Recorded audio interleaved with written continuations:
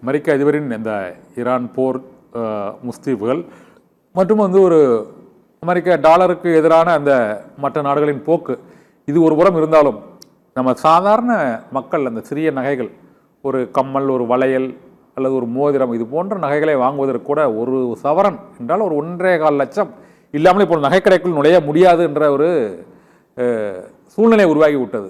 இது பெரு நகரங்களில் பெரிய அளவில் நகை விற்பனையாளர்களுக்கு எந்த அளவுக்கு பாதிப்பை ஏற்படுத்தி இருக்கிறது. இது போன்ற சிறு நகரங்கள் இது போன்ற ஒரு சிறிய ஒரு திருநெல்வேலியிலையோ ஒரு உசிலம்பட்டியிலையோ அல்லது ஒரு சின்ன ஒரு அரியலூர் போன்ற ஊர்களிலேயோ உள்ள இந்த நகை தொழிலாளர்களால் இனிமேல் அந்த நகை தொழிலில் ஈடுபடுவதில் அந்த நகை கைவினைஞர்கள் அந்த தங்காசாரியோட அந்த வாழ்நிலை மற்றும் அவர்களுடைய தொழில் இது இப்போ ஒரு சிக்கலில் ஏற்படுத்திருக்கா இல்லைன்னா அந்த மிஷின் கட்டிங் நகைகளே அதிகமாக புழக்கத்தில் வந்திருக்கிறது சார். இப்போ 2 விதமான பாதிப்புக்கு அவங்க உள்ளாக இருக்கிறாங்க. ஒன்று விலை அதிகபட்சமாக உயர்ந்து விட்டது என்பதால் அவர்கள் முதலீடு அதிகம் செய்து அவர்கள் விற்று அதன் மூலமாகத்தான் அவர்கள் அந்த தொழிலை தொடர முடிய சூழ்நிலை ஒன்று.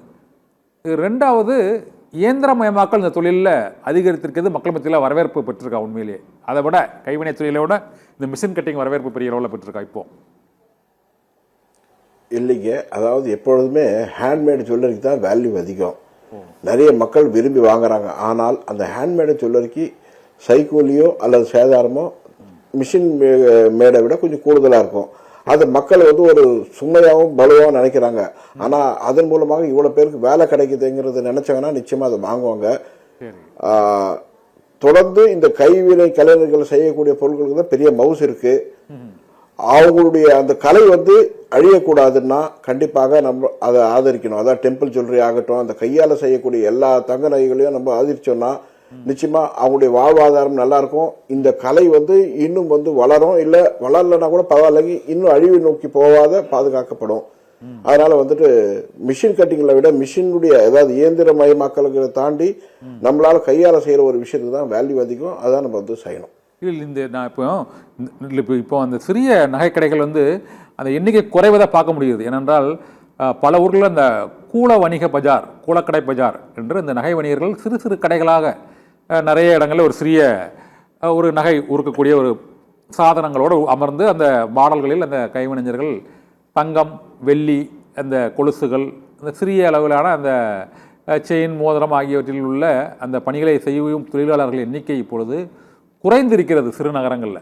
அதற்கு இந்த விலை உயர்வுனால் அவர்களுடைய அந்த முதலீட்டு திறன் பாதிக்கப்பட்டிருக்குதா? அவங்களால பெரிய அளவில் அந்த தொழிலில் ஈடுபட முடியலையா? இல்லாட்டா அவங்களை போன பெரிய நகைக்கடை அதிபர்கள் சார்ந்து தான் அவங்க இருக்க வேண்டிய சூழ்நிலை உருவாகியிருக்கா? அப்போ இந்த அளவுக்கு 1.25 லட்சம் ஒரு பவுன் அப்படிங்கும்போது சாதாரணமாக யாருமே அதை அவங்ககிட்ட அணுக முடியாத சூழ்நிலை நிலவுவதாக ஒரு கருத்து இருக்கு. அதை தான் கேட்குறேன் அவங்ககிட்ட நான். அதாவது முதல்ல தொழில் போட்டி முதல் காரணம். இரண்டாவதாக ஒரு பெரிய கடையில் போனோம்னா நிறைய டிசைனை பார்க்கலாம். ஒரு நார்மலான ஒரு கடைக்கு போகிறோன்னு சொன்னால் ஒரு 500 ஸ்கொயர் ஃபீட் இருக்க ஒரு கடைக்கு போனால் அவங்க ஒரு குறிப்பிட்ட அளவு தான் டிசைன் வச்சுருப்பாங்க. ஒரு 5-6 ஸ்கொயர் ஃபீட் இருக்க ஒரு கடைக்கு போனால் நிறைய டிசைனை பார்க்கலாம். மக்களுடைய மனநிலையை எதை நோக்கி போனால் நிறைய டிசைன் பார்க்கணுங்கிற ஒரு எண்ணத்தை தான் இருப்பாங்க. ஒரு சிலர் தான் இந்த கடை தான் எங்களுக்கு ராசி, இந்த கடையில் வாங்கினதான் எனக்கு நிறைய பொருள் சேர்த்துக்கிறதுக்காக அது சின்ன கடை இருந்தாலும் அவங்க அந்த கடையை சைஸை பார்க்காது உள்ளே வாங்குவாங்க. பட் இப்பொழுது வரக்கூடிய இளைஞர்கள் அல்லது இப்போ மாடர்னாக பார்க்குறவங்க எல்லாமே எங்கே டிசைன்ஸ் நிறைய இருக்கும் அப்படின்னு அதை நோக்கி அவங்களுடைய பயணம் இருக்குது. அது நிச்சயமாக சின்ன சின்ன நிறுவனங்களை வச்சு தொழில் நடத்தக்கூடிய கடைக்காரர்களுக்கு பெரிய பாதிப்பை ஏற்படுத்தும்.